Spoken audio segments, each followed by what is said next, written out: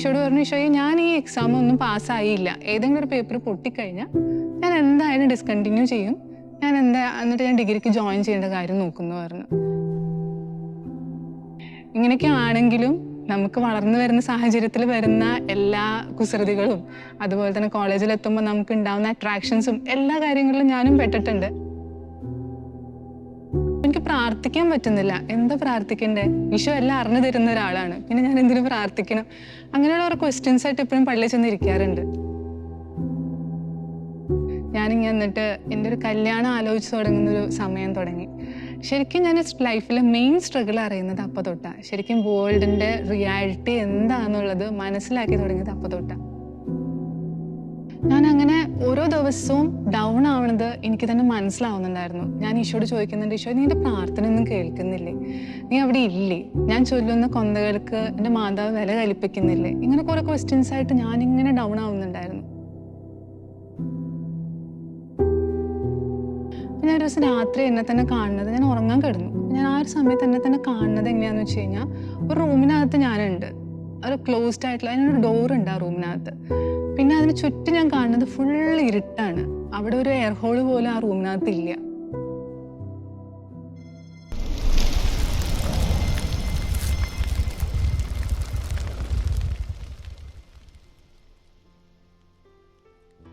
Price lord.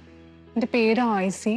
എൻ്റെ വീട് തൃശ്ശൂരാണ്. ഞാൻ വർക്ക് ചെയ്യുന്നത് ഇൻഫോ പാർക്കിൽ IT കമ്പനിയിലാണ് വർക്ക് ചെയ്യുന്നത്. ഞാനിവിടെ ഇന്ന് ആയിരിക്കുന്നത് എൻ്റെ ലൈഫിൽ ഈശോ തന്നിട്ടുള്ള കുഞ്ഞൊരു ഇൻസൈറ്റ് ഷെയർ ചെയ്യാൻ വേണ്ടിയിട്ടാണ്. ദൈവാശ്രയത്വത്തെ കുറിച്ചിട്ട് നിങ്ങളായിട്ട് ഷെയർ ചെയ്യാൻ വേണ്ടിയിട്ടാണ്. ഇവിടുന്ന് അച്ഛൻ കോൾ വിളിച്ച സമയം തൊട്ട് ഈശോയോട് ഞാനിങ്ങനെ കണ്ടിന്യൂസ്ലി ചോദിക്കുന്നുണ്ട്, ഈശോയെ ഞാൻ എന്താ ഷെയർ ചെയ്യേണ്ടത്? ഒരു ലാർജ് ഓഡിയൻസിൻ്റെ അടുത്തുനിന്ന് ഇതേവരെയായിട്ടും ഞാൻ അങ്ങനെയൊന്നും ഷെയർ ചെയ്തിട്ടില്ല. എന്താ ഷെയർ ചെയ്യേണ്ടേ എന്നുള്ളൊരു ക്വസ്റ്റ്യൻ കുറേ ദിവസങ്ങളായി ഈശോ ആയിട്ട് ഇങ്ങനെ നടക്കുന്നത്. പക്ഷെ എനിക്ക് അതിനൊരു ആൻസർ ഒന്നും കിട്ടുന്നുണ്ടായിരുന്നില്ല. ഒരു ദിവസം ഞാൻ പള്ളിയിൽ പോയിരുന്ന് ഒരു ഹാഫ് ഡേ ഇരുന്ന് ഈശോയുടെ അടുത്ത് പ്രാർത്ഥിച്ചു. എന്നിട്ട് എനിക്കൊരു ഉത്തരവൊന്നും കിട്ടിയൊന്നുമില്ല. ഇന്നലെ എന്നിട്ട് ഞാൻ ബൈബിൾ തുറന്നപ്പോൾ ഇതിനകത്ത് നിന്ന് ബൈബിളിൽ നിന്നൊരു വചനം എനിക്ക് കിട്ടി. സങ്കീർത്തനത്തിൻ്റെ പുസ്തകത്തിൽ നിന്നുള്ളൊരു വചനമായിരുന്നു. ദുരിതങ്ങളിൽ അകപ്പെട്ടപ്പോൾ ഞാൻ കർത്താവിനെ വിളിച്ചപേക്ഷിച്ചു. അപ്പോൾ എനിക്ക് മനസ്സിലായി, ഈശോ ആഗ്രഹിക്കുന്നത് ഞാൻ കടന്നു പോയിട്ടുള്ള സ്ട്രഗിൾസിലൂടെ ഈശോനെ കൂടെ പിടിച്ച് നിർത്തിയതും ഈശോനെ കൈവിടാതെ നടന്നതും ആയിട്ടുള്ള ഒരു ടൈം, ആ ഒരു എൻ്റെ ഒരു ജേർണി അതായിരിക്കും കൂടുതലായിട്ട് ഷെയർ ചെയ്യുന്നുണ്ടായിരിക്കുക. ഇതൊരു മിറാക്കിൾ സ്റ്റോറിയൊന്നുമല്ല. ഈശോയെ അറിഞ്ഞത് ഒരു മൊമെൻറ്റിൽ മാത്രമല്ല, വളരെ കുഞ്ഞിലെ തൊട്ട് തന്നെയാണ് ഈശോയെ അറിഞ്ഞു തുടങ്ങിയിട്ടുള്ളത്. എൻ്റെ ഒരു ഫാമിലി ബാക്ക്ഗ്രൗണ്ട് എന്ന് പറയുന്നത് ഒരു കത്തോലിക്ക കുടുംബത്തിൽ നിന്ന് ഞാനും വരുന്നത്. അപ്പോൾ ഒരു കത്തോലിക്ക കുടുംബത്തിൽ എങ്ങനെയൊക്കെയാണോ പാരൻസ് നമ്മളെ സ്ട്രിക്റ്റായിട്ട് പള്ളിയിൽ പോകാൻ പറയുന്നതും ഓരോ കാര്യങ്ങൾക്ക് ഓടിപ്പിക്കുന്നതും അതൊക്കെ എൻ്റെ ലൈഫിലും ഉണ്ടായിട്ടുണ്ട്. അങ്ങനെ എല്ലാം ഞാൻ പറഞ്ഞനുസരിക്കുന്ന ഒരു കുട്ടി അങ്ങനെയൊന്നും ആയിരുന്നില്ല. എനിക്ക് എൻ്റേതായിട്ടുള്ള കുറേ ക്വസ്റ്റ്യൻസ് ഉണ്ടായിരുന്നു, എനിക്ക് ക്ലാരിഫിക്കേഷൻസ് കിട്ടണമായിരുന്നു. അതെല്ലാം ഞാൻ കൂടുതൽ എൻ്റെ അമ്മയുടെ അടുത്ത് തന്നെയാണ് ഇപ്പോഴും ചോദിക്കാറ്. അമ്മ ആവുന്ന രീതിയിലൊക്കെ എനിക്ക് പറഞ്ഞു തരാറുണ്ട്. അപ്പോൾ ഞാൻ ഏറ്റവും കുഞ്ഞിലെ ആയിരിക്കുമ്പോൾ എപ്പോഴും ശ്രദ്ധിച്ചിട്ടുള്ള കാര്യം, എൻ്റെ പാരൻസ് എപ്പോഴും വിശ്വാസത്തിൻ്റെ മേഖലയിൽ എപ്പോഴും കൂടെ പിടിച്ച് നിൽക്കുന്നത് ഞാൻ കണ്ടിട്ടുണ്ട്. പ്രത്യേകിച്ച് അമ്മ എപ്പോഴും എന്തുണ്ടെങ്കിലും ഒരു കൊന്ത കയ്യിലെടുത്തിട്ട് അമ്മ ഓടുന്നതായിട്ട്, എപ്പോഴും പ്രാർത്ഥിക്കാൻ വേണ്ടി ഇരിക്കുന്നതായിട്ട് ഞാൻ പലപ്പോഴും ശ്രദ്ധിച്ചിട്ടുണ്ട്. അമ്മയിൽ നിന്നാണ് ഞാൻ മാതാവിനെ പറ്റി അറിയുന്നതും ഈശോയെ പറ്റി അറിയുന്നതും. അമ്മ വളരെ കുഞ്ഞിലെ പറഞ്ഞൊരു കാര്യമാണ്, മാതാവിലൂടെയാണ് ഈശോയിലേക്ക് എത്താനുള്ള ഏറ്റവും ഈസി വേ എന്ന് പറയുന്നത്. അതെനിക്ക് ഭയങ്കരമായിട്ട് ഇഷ്ടപ്പെട്ടു. കാരണം ഈശോ എന്ന് പറയുന്നത് വലിയ എന്തൊരു സംഭവമാണ്. എന്നെ കുഞ്ഞു മനസ്സിൽ അത്രേ കയറിയിട്ടുള്ളൂ. വലിയ എന്തൊരു സംഭവമാണ്. ഈശോയുടെ അടുത്ത് എന്ത് ചോദിച്ചാലും അത് നമുക്ക് കിട്ടും. എന്നാൽ പിന്നെ ഈശോനെ കൂട്ടുപിടിക്കാം. അപ്പം ഏറ്റവും ഈസി വേ എന്താണെന്ന് ചോദിച്ചപ്പോൾ മാതാവാണ്. അങ്ങനെയാണ് മാതാവിനെ കൂട്ടുപിടിക്കാൻ തുടങ്ങിയത്. മാതാവിനെ അന്ന് തൊട്ട് ഇന്ന് വരെയും എൻ്റെ ലൈഫിലൂടെ നേടാൻ എല്ലാ കാര്യത്തിനും ഞാൻ കൂട്ടുപിടിച്ചിട്ടുണ്ട്. എന്ത് കാര്യം ഉണ്ടെങ്കിലും, എക്സാംസ് ആണെങ്കിലും, എനിക്ക് പേടി വന്നാലും, എനിക്ക് എന്തെങ്കിലും അസുഖങ്ങൾ വന്നാലും എല്ലാം മാതാവിൻ്റെ അടുത്താണ് ഞാൻ പോയി പറഞ്ഞ് പ്രാർത്ഥിച്ച് എപ്പോഴും ഇരിക്കാറ്. ഇങ്ങനെയൊക്കെ ആണെങ്കിലും നമുക്ക് വളർന്നു വരുന്ന സാഹചര്യത്തിൽ വരുന്ന എല്ലാ കുസൃതികളും അതുപോലെ തന്നെ കോളേജിലെത്തുമ്പോൾ നമുക്ക് ഉണ്ടാവുന്ന അട്രാക്ഷൻസും എല്ലാ കാര്യങ്ങളിലും ഞാനും പെട്ടിട്ടുണ്ട്. പക്ഷെ അപ്പോഴൊക്കെ ആണെങ്കിലും ഈശോ എൻ്റെ കൂടെയുണ്ട്, മാതാവിൻ്റെ കൂടെയാണ് ഞാൻ മുന്നോട്ട് പോണേ എന്നുള്ളത് എപ്പോഴും എൻ്റെ ഉള്ളിൽ എപ്പോഴും ഉണ്ടായിരുന്നു. പിന്നീട് സ്കൂൾ കാലഘട്ടം എത്തിയ സമയത്ത് അമ്മ പറഞ്ഞു തന്ന വേറൊരു കാര്യമാണ് എപ്പോഴും സ്തുതിക്കാനായിട്ട്. അത് ആ ഒരു സാഹചര്യത്തിൽ എത്താനുള്ള റീസൺ എന്ന് പറഞ്ഞത്, ഒരിക്കൽ ഞാനൊരു ഹൈസ്കൂൾ കാലഘട്ട സമയത്ത് ഞാൻ പള്ളിയിൽ ചെന്നിരിക്കുമ്പോൾ എൻ്റെ മനസ്സിൽ കൂടെ ഒത്തിരി കാര്യങ്ങൾ വരുന്നുണ്ട്. വീട്ടിലെ കാര്യങ്ങൾ, സ്കൂളിലെ കാര്യങ്ങൾ, എൻ്റേതായിട്ടുള്ള എൻ്റെ പ്രായത്തിൻ്റെതായിട്ടുള്ള ടെൻഷൻസ്, അങ്ങനത്തെ കുറേ കാര്യങ്ങൾ വരുന്നുണ്ടായിരുന്നു. അപ്പം എനിക്ക് പ്രാർത്ഥിക്കാൻ പറ്റുന്നില്ല. എന്താ പ്രാർത്ഥിക്കണ്ടേ? ഈശോ എല്ലാം അറിഞ്ഞു തരുന്ന ഒരാളാണ്, പിന്നെ ഞാൻ എന്തിനു പ്രാർത്ഥിക്കണം? അങ്ങനെയുള്ള ഓരോ ക്വസ്റ്റ്യൻസ് ആയിട്ട് എപ്പോഴും പള്ളിയിൽ ചെന്നിരിക്കാറുണ്ട്. അപ്പം അമ്മ പറഞ്ഞതാണ്, നിനക്കൊന്നും പ്രാർത്ഥിക്കാൻ പറ്റുന്നില്ലെങ്കിൽ ജസ്റ്റ് ഈശോനെ സ്തുതിക്കുക, ഈശോയെ നന്ദി, ഈശോയെ ആരാധന, ഈശോയെ മഹത്വം. അത് വളരെ മനോഹരമായിട്ടുള്ള പ്രാർത്ഥനയാണെന്നുള്ളത് എനിക്ക് തോന്നിയിരുന്നു. പിന്നീട് അങ്ങോട്ട് പള്ളിയിൽ ചെന്നിരിക്കുമ്പോൾ എനിക്ക് പ്രാർത്ഥിക്കാൻ ഒന്നുമില്ലാത്ത സമയത്ത്, അല്ലെങ്കിൽ എൻ്റെ മനസ്സ് ഭയങ്കരമായിട്ട് ആകുലപ്പെടുന്ന സമയത്തൊക്കെ ഇത് മാത്രമേ ഉണ്ടായിട്ടുള്ളൂ. കുറേ നേരം ഇരുന്ന് സ്തുതിക്കുമായിരുന്നു. ഉത്തരങ്ങളൊന്നും ചിലപ്പോൾ കിട്ടില്ല, പക്ഷെ കുറേ നേരം ഇരുന്ന് സ്തുതിക്കുമായിരുന്നു. അങ്ങനെ ഞാൻ ലൈഫിൽ മുന്നോട്ട് പോകുന്നു. ഡിഗ്രി എന്നുള്ള കാലഘട്ടം എത്തുന്നു. ആ ഒരു സമയത്തായാലും ഞാൻ ഡിഗ്രിക്ക് ജോയിൻ ചെയ്യുമ്പോൾ എനിക്ക് ആക്ച്വലി എഞ്ചിനീയറിങ്ങിന് ഇഷ്ടമല്ല ജോയിൻ ചെയ്യാനായിട്ട്. എൻ്റെ വീട്ടിൽ പാരൻസിന് ഭയങ്കര കമ്പൽസറി ആയിരുന്നു എനിക്ക് എന്നെ എഞ്ചിനീയറിങ്ങിന് പറഞ്ഞയക്കണം എന്നുള്ളത്. ഞാൻ ആദ്യം +2 നല്ല മാർക്കുള്ള കാരണം ഞാൻ ആദ്യം ഡിഗ്രിക്ക് അപ്ലൈ ചെയ്തു, BSc മാത്സിന് അപ്ലൈ ചെയ്തു. എനിക്ക് അഡ്മിഷൻ കിട്ടി, ഞാൻ അവിടെ ജോയിൻ ചെയ്തു. അതിനുശേഷം എഞ്ചിനീയറിങ്ങിൻ്റെ അഡ്മിഷൻസ് നടക്കുന്നത്. അപ്പം എൻ്റെ പാരൻസ് ആയിരുന്നു ആക്ച്വലി അതിനുവേണ്ടി ഓടുന്നതും അഡ്മിഷൻ ഫോം ഫില്ല് ചെയ്ത് സബ്മിറ്റ് ചെയ്യാൻ വേണ്ടിയിട്ടുള്ള എല്ലാ ഡോക്യുമെൻറ്റ്സിൻ്റെ നിന്ന് മേടിക്കുന്നതും. ഞാനിവിടെ നിന്നും പ്രാർത്ഥനയാണ്, മാതാവേ എനിക്ക് എഞ്ചിനീയറിങ്ങിന് പോകണ്ട, എനിക്ക് BSc മാത്സ് എടുത്ത് ഒരു റിസർച്ച് ഓറിയൻറ്റഡ് ആയിട്ടുള്ള ഒരു മേഖലയിൽ മുന്നോട്ട് പോകണം, അങ്ങനെയൊക്കെയായിരുന്നു എൻ്റെ ആഗ്രഹം. പക്ഷേ എൻ്റെ പ്രാർത്ഥന എന്തുകൊണ്ടോ കർത്താവ് കേട്ടില്ല. ആ അഡ്മിഷൻ്റെ സമയത്ത് പോലും ഇപ്പോഴും ഞാൻ ഓർക്കുന്നുണ്ട്, ഞാൻ മുട്ടുകുത്തി നിന്ന് വീട്ടിൽ മെഴുതിരി കത്തിച്ച് വെച്ച് നിന്ന് എൻ്റെ കൊന്തയും എടുത്ത് കരഞ്ഞു നിന്ന് ഞാൻ പ്രാർത്ഥിക്കുന്നുണ്ടായിരുന്നു. മാതാവേ എനിക്കിന്ന് പോവണ്ട, എനിക്ക് എൻ്റെ ഡിഗ്രി എടുത്ത് നോർമലായിട്ട് ഒരു റിസർച്ചൊക്കെ എടുത്ത് അങ്ങനെ പോയാൽ മതി, എനിക്ക് ആഗ്രഹമില്ല എല്ലാവരും പോകുന്ന പോലെ ഒരു എഞ്ചിനീയറിങ്ങിന് പോകാനായിട്ട്. പക്ഷേ എൻ്റെ പ്രാർത്ഥന അവിടെ കേട്ടില്ല. അതെൻ്റെ പാരൻസിൻ്റെ പ്രാർത്ഥനയാണ് കേട്ടത്. എനിക്ക് എഞ്ചിനീയറിങ്ങിന് അഡ്മിഷൻ കിട്ടുന്നു. അഡ്മിഷൻ കിട്ടിക്കഴിഞ്ഞാൽ പിന്നെ എനിക്കവിടെ വോയിസ് ഇല്ല വീട്ടിൽ പറയാനായിട്ട്, അത് സമ്മതിക്കുക എന്നുള്ളൊരു കാര്യം എനിക്ക് പറ്റില്ലായിരുന്നു. പിന്നെ ഞാൻ എഞ്ചിനീയറിങ്ങിന് അഡ്മിഷൻ കിട്ടിയപ്പോൾ എഞ്ചിനീയറിംഗ് കോളേജിൽ ജോയിൻ ചെയ്യുന്നു.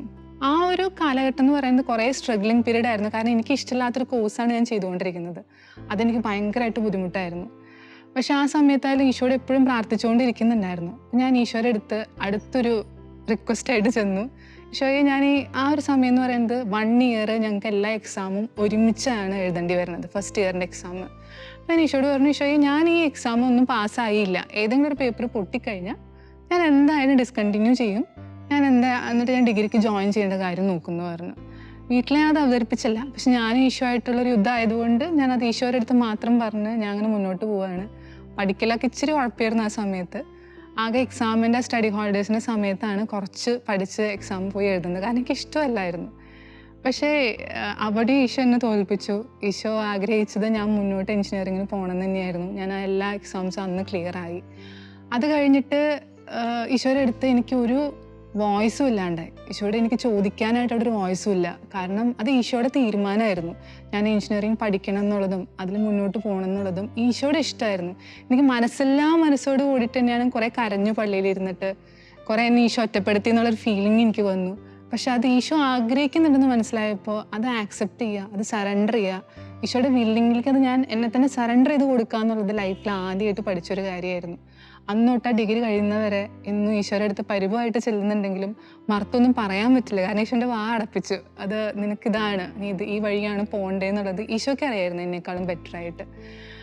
അന്ന് തൊട്ട് ഓരോ കാര്യങ്ങളിലും എന്താ പറയുക, അമ്മ എന്ന് പറഞ്ഞു തന്നിട്ടുള്ള എല്ലാ കുഞ്ഞു കാര്യങ്ങളിലും അപ്പോഴും എൻ്റെ കൂടെ ഉണ്ട്. പള്ളിയിൽ ചെന്നിരിക്കുമ്പോൾ ഞാൻ പറഞ്ഞല്ലോ, പ്രാർത്ഥിക്കാൻ പറ്റാത്ത സാഹചര്യങ്ങളിലൊക്കെ സ്തുതിപ്പ് എന്ന് പറഞ്ഞ സംഭവമൊക്കെ എൻ്റെ മനസ്സിലെപ്പോഴും ഉണ്ടായിരുന്നു. ഇതെല്ലാം കഴിഞ്ഞ് മുന്നോട്ട് വരികയാണ്. എൻ്റെ ഡിഗ്രി കഴിഞ്ഞു. ഞാനിങ്ങനെ എന്നിട്ട് എൻ്റെ ഒരു കല്യാണം ആലോചിച്ച് തുടങ്ങുന്നൊരു സമയം തുടങ്ങി. ശരിക്കും ഞാൻ ലൈഫിലെ മെയിൻ സ്ട്രഗിൾ അറിയുന്നത് അപ്പം തൊട്ടാണ്. ശരിക്കും വേൾഡിൻ്റെ റിയാലിറ്റി എന്താണെന്നുള്ളത് മനസ്സിലാക്കി തുടങ്ങിയത് അപ്പം തൊട്ടാണ്. എളുപ്പമല്ലായിരുന്നു. ഇപ്പോഴും ആ സ്ട്രഗിൾ കണ്ടിന്യൂ ചെയ്യുന്നുണ്ട്. കാരണം നമ്മളെ കാര്യങ്ങൾ അവർ കൂടുതൽ അവിടെ കാണുന്നത് കുറച്ചും കൂടി മെറ്റീരിയലിസ്റ്റിക് ആയിട്ടുള്ള കാര്യങ്ങളാണ്. കുറേ റിജക്ഷൻസ്, അവരുടെ കുറേ റിക്വയർമെൻറ്റ്സ്, ഈവൻ നമ്മുടെ സൈഡിൽ നിന്ന് റിജക്ഷൻസ് ഒക്കെ പോയിട്ടുണ്ട്. എങ്കിലും കൂടി കുറേ മെറ്റീരിയലിസ്റ്റിക് ആയിട്ടുള്ള ഒരു കാര്യങ്ങൾ മുന്നോട്ട് വന്നപ്പോൾ അത് ഭയങ്കര ബുദ്ധിമുട്ടായിട്ട് ഫീൽ ചെയ്ത് തുടങ്ങി. ഞാൻ ഈശോയുടെ അടുത്ത് ചോദിച്ചു തുടങ്ങി, ഈശോ ഇതൊരു കൂദാശയാണ്, കല്യാണം എന്ന് പറയുന്നതൊരു കൂദാശയാണ്. ആ ഒരു കൂദാശയിൽ ഇത്രയും മെറ്റീരിയലിസ്റ്റിക് ആയിട്ടുള്ളൊരു കാര്യങ്ങൾ നടക്കുക എന്ന് പറയുന്നത് എങ്ങനെ എൻ്റെ മനസ്സ് അനുവദിക്കുന്നുണ്ടായിരുന്നില്ല. ഒത്തിരിയധികം ഞാൻ അവിടെ സ്ട്രഗിൾ ചെയ്തു. നോർമലി ഒരു 3 to 4 years മാക്സിമം അതിനുള്ളിലൊക്കെ ഒരാളുടെ കല്യാണം നടക്കേണ്ടതാണ്. പക്ഷെ എൻ്റെ കാര്യത്തിൽ എന്തോ അതൊന്നും നടന്നില്ല. പിന്നെ എനിക്ക് ലോങ് വെയിറ്റിംഗ് പീരീഡ് ആയിരുന്നു. ആ സമയങ്ങളിലൊക്കെ ഞാൻ ഡൗൺ ആവുന്നുണ്ടായിരുന്നു ഒരു പോയിന്റിൽ എത്തി കഴിഞ്ഞപ്പോൾ. എൻ്റെ ഒരു ഫ്രണ്ട്ഷിപ്പ് സർക്കിളിൽ ഞാൻ അത് ഷെയർ ചെയ്യുമെങ്കിലും കുറച്ച് കഴിഞ്ഞപ്പോൾ തൊട്ട് ഞാൻ ഭയങ്കരമായിട്ട് ഡൗൺ ആവുന്നുണ്ടായിരുന്നു. ഞാൻ ഈശോയോട് പ്രാർത്ഥിക്കൽ നിർത്തി. ഞാൻ കൊന്തയ്ക്കൊക്കെ ചെന്നിരിക്കുമ്പോൾ ജസ്റ്റ് ഞാൻ നന്മ നിറഞ്ഞ മറിയമേ സുസ്തി എന്ന് ജസ്റ്റ് പ്രാർത്ഥിക്കും. ഒരിക്കലും മനസ്സിൻ്റെ ഉള്ളിൽ നിന്നുള്ളൊരു വാക്കുകൾ എൻ്റെ വരുന്നുണ്ടായിരുന്നില്ല.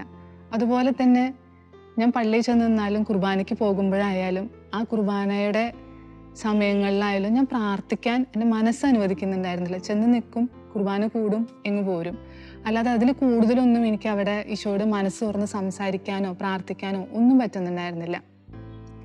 ഞാൻ അങ്ങനെ ഓരോ ദിവസവും ഡൗൺ ആവണത് എനിക്ക് തന്നെ മനസ്സിലാവുന്നുണ്ടായിരുന്നു. ഞാൻ ഈശോയോട് ചോദിക്കുന്നുണ്ട്, ഈശോ നീ എൻ്റെ പ്രാർത്ഥന ഒന്നും കേൾക്കുന്നില്ലേ? നീ അവിടെ ഇല്ലേ? ഞാൻ ചൊല്ലുന്ന കൊന്തകൾക്ക് എൻ്റെ മാതാവ് വില കൽപ്പിക്കുന്നില്ലേ? ഇങ്ങനെ കുറേ ക്വസ്റ്റ്യൻസ് ആയിട്ട് ഞാനിങ്ങനെ ഡൗൺ ആവുന്നുണ്ടായിരുന്നു. ഒരു ദിവസം രാത്രി ഞാനിങ്ങനെ ഉറങ്ങിക്കൊണ്ടിരിക്കുന്ന സമയത്ത് എൻ്റെ കയ്യിൽ കൊന്ത എപ്പോഴും ഉണ്ടാവും. ഇത്രയൊക്കെ സ്ട്രഗിൾസിൽ നിൽക്കുന്നുണ്ടെങ്കിലും എൻ്റെ കയ്യിൽ കൊന്ത എപ്പോഴും ഉണ്ടാവും. എൻ്റെ മനസ്സിൽ എപ്പോഴും ഈ സ്തുതിപ്പ് നടന്നുകൊണ്ടിരിക്കുന്നുണ്ടായിരിക്കും. ഈശോയോട് പ്രാർത്ഥിക്കുന്നില്ലെങ്കിൽ ഈ സ്തുതിപ്പ് എന്ന് പറഞ്ഞ സംഭവം ഞാൻ ഒരിക്കലും വിട്ട് കളഞ്ഞിരുന്നില്ല ആ സമയത്തൊന്നും. അപ്പം ഞാൻ ഒരു ദിവസം രാത്രി എന്നെ തന്നെ കാണുന്നത്, ഞാൻ ഉറങ്ങാൻ കിടന്നു. ഞാൻ ആ ഒരു സമയത്ത് എന്നെ തന്നെ കാണുന്നത് എങ്ങനെയാണെന്ന് വെച്ച് കഴിഞ്ഞാൽ, ഒരു റൂമിനകത്ത് ഞാനുണ്ട്, ഒരു ക്ലോസ്ഡ് ആയിട്ടുള്ള അതിനൊരു ഡോറുണ്ട് ആ റൂമിനകത്ത്. പിന്നെ അതിന് ചുറ്റും ഞാൻ കാണുന്നത് ഫുൾ ഇരുട്ടാണ്. അവിടെ ഒരു എയർ ഹോള് പോലും ആ റൂമിനകത്ത് ഇല്ല. ഞാനപ്പോൾ മനസ്സിലാക്കുന്നുണ്ടായിരുന്നു ഞാൻ എൻ്റെ അവസ്ഥയാണ് ഈശോ എനിക്ക് കാണിച്ചു തന്നുകൊണ്ടിരിക്കുന്നത് എന്നുള്ളത്. വേറെ ഒന്നും എനിക്കവിടെ കാണാൻ പറ്റുന്നില്ല. വെളിച്ചം അതിനകത്തേക്ക് ഈശോയുടെ ഒരു എലമെൻറ്റ് കടക്കാനായിട്ട് ഞാൻ എന്നെ തന്നെ അനുവദിക്കുന്നുണ്ടായിരുന്നില്ല. ഞാൻ അതിന് മുമ്പൊക്കെ എന്ന് വെച്ച് കഴിഞ്ഞാൽ ഈശോയുടെ യൂട്യൂബിൽ കാണുന്ന വചനങ്ങൾ കേൾക്കുമായിരുന്നു, പ്രാർത്ഥനകൾ കൂടുമായിരുന്നു, ഈശോയുടെ പാട്ടുകൾ കേൾക്കുമായിരുന്നു. പക്ഷെ ഞാൻ ഈ സ്ട്രഗിൾ ചെയ്ത് ഒരു മൊമെൻറ്റിലെത്തി മടുത്തു എന്നുള്ള സിറ്റുവേഷൻ എത്തിയപ്പോൾ ഇതെല്ലാം ഞാൻ ക്ലോസ് ചെയ്തിരുന്നു. അത് കഴിഞ്ഞിട്ടാണ് ഇങ്ങനെ ആ ഒരു മൊമെൻറ്റിൽ നിൽക്കുമ്പോൾ ഈ ഒരു രാത്രിയിൽ ഇത് കണ്ടുകൊണ്ടിരിക്കുന്ന സമയത്ത് എനിക്ക് മനസ്സിലായി ഞാൻ എന്താ അവസ്ഥയിലാണെന്നുള്ളത്. അപ്പം ഞാൻ ഈശോയോട് ഇങ്ങനെ പറയുന്നുണ്ട്, ഈശോ നീ വേണമെങ്കിൽ എന്നെ കൈ പിടിച്ചോ, ഞാനായിട്ട് നിൻ്റെ അടുത്തേക്ക് എത്തുമെന്ന് എനിക്ക് തോന്നുന്നില്ല, നീ വേണമെങ്കിൽ എന്നെ കൈ പിടിച്ചോ, ഇല്ലെങ്കിൽ എനിക്ക് ഒരിക്കലും എൻ്റെ ഒരു സോളിനെ സ്വർഗത്തിലെത്തിക്കാൻ പറ്റുമെന്ന് എനിക്ക് തോന്നുന്നില്ല എന്ന് പറഞ്ഞു. അത് മാത്രമായിരുന്നു ആ സമയത്ത് പ്രാർത്ഥിക്കുന്നുണ്ടായിരുന്നത്. പെട്ടെന്നൊരു വെളിച്ചം എവിടെ നിന്നാ വരണേ എന്ന് എനിക്ക് അറിയില്ല. ഞാൻ ആ ഇരുട്ടാവുന്ന റൂമിൽ എവിടെന്നോ ഒരു വെളിച്ചം ഈശോ എവിടെന്നോ ഇങ്ങനെ കൊണ്ടുവരുന്നതായിട്ട് ഞാൻ കണ്ടു. അപ്പോൾ വെളിച്ചം എനിക്കിങ്ങനെ കൂടി കൂടി കൂടി വരുന്നുണ്ടായിരുന്നു. അപ്പോൾ എൻ്റെ ചുറ്റിലുള്ള ഡാർക്ക്നെസ് ഇങ്ങനെ എവിടെന്നോ പോകുന്നു, ആ വെളിച്ചം ഇങ്ങനെ കൂടി കൂടി കൂടി വരുന്നു.